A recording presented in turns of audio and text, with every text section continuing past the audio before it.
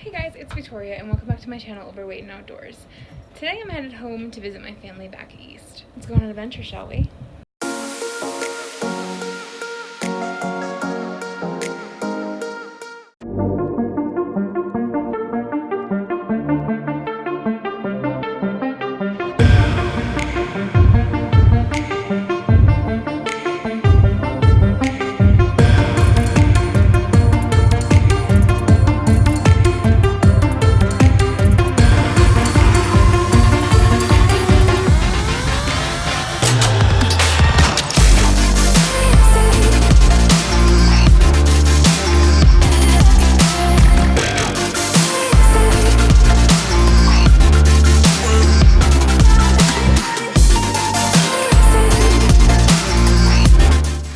So we're currently hiking Mount Major in New Hampshire, and it was the first hike that I ever did, and there's a story coming up for that.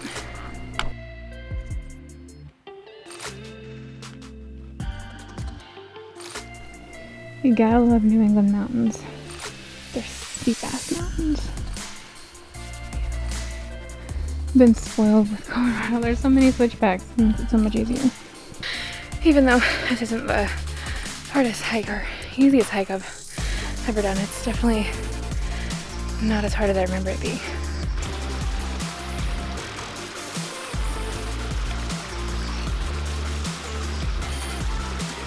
So for anyone who doesn't know, I grew up in Massachusetts and spent some time in New Hampshire and then moved out to Colorado a couple years ago.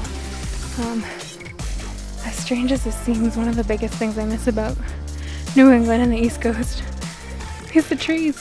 I mean, look, there's so many trees. There's really not many, unless you're in the mountains in Colorado. So, makes me weird, but I like it that way. One of the things that hiking has taught me is problem solving.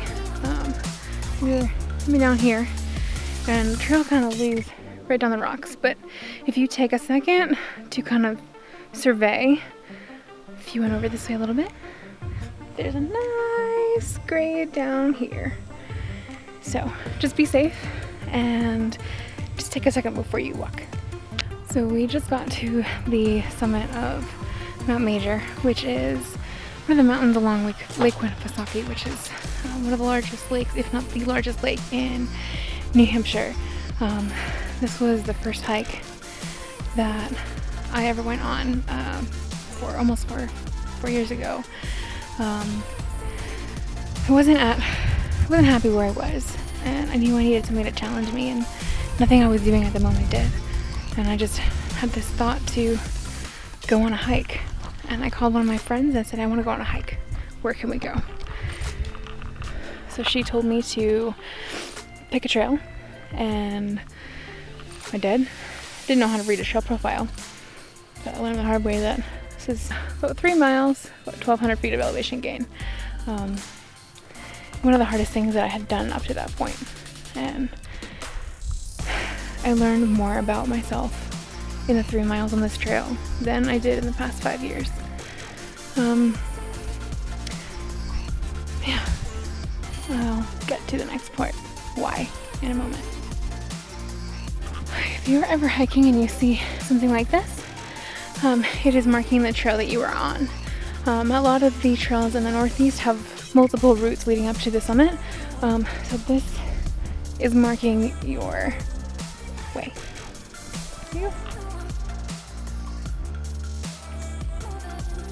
So the last time that I hiked this trail, there was water crossing like this, and I'm not sure if the trail moved or if the log is no longer needed, but crossing like this, or this crossing, and that log changed my life. I know that sounds so strange, but so we were coming down the trail to here, and we came across this log, and to me and how I remember it, it was how broken branches, so things were sticking up, and we hiked in November of 2015, so it was cold and whatnot, but I just remember thinking there is no way that I'm walking on that log, because I know that I will trip and I will impale myself, and I'm not, no, there's no way, absolutely not. So I had basically convinced myself to walk through the water in November in my mesh sneakers, and I totally would have if it weren't for my friend who helps me across, and she kind of told me where to put my feet and how to get across. And once I got across, it was just, I had never felt so proud of myself at that moment. And it just made me feel like I could do anything, that anything is possible. And in that moment, I found my love for hiking. A lot of people who struggle with anxiety, like I do, can tell you that your brain kind of just makes some kind of fear into your worst fear, and it tells you that all these things that can happen, and what you're gonna die, and you can't do this because of X, Y, and Z, and that's not the case.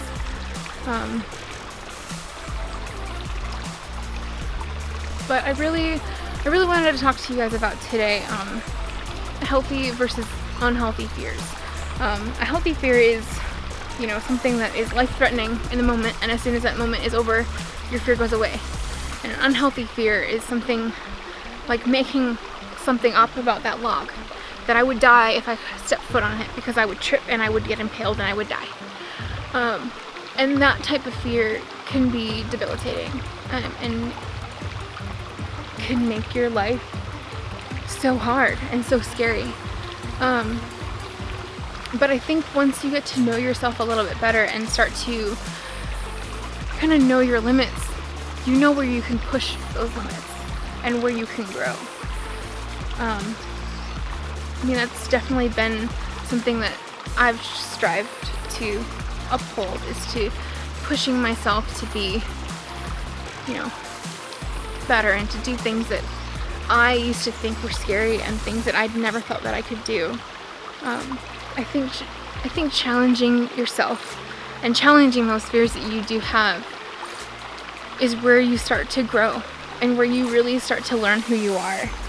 I mean, I always joke that hiking ruined my life, but in the best way possible, because after this hike, I just wanted to go on another one and another one and another one, and it started to make me feel so much more grounded, that things that were important to me in college and things that I had worked towards for years just no longer seemed important. I realized that I wanted a life of adventure, and to actually live, and to have stories, and to make friends, and to live a life that I was proud of. So, I'm gonna start crying.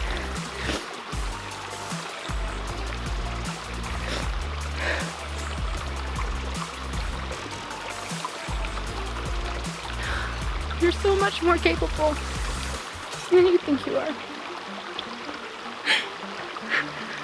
Thanks so much for watching and allowing me to share my story with you. Like this video if you got any value out of it, and subscribe if you aren't already, and I will see you in the next video. Happy trails!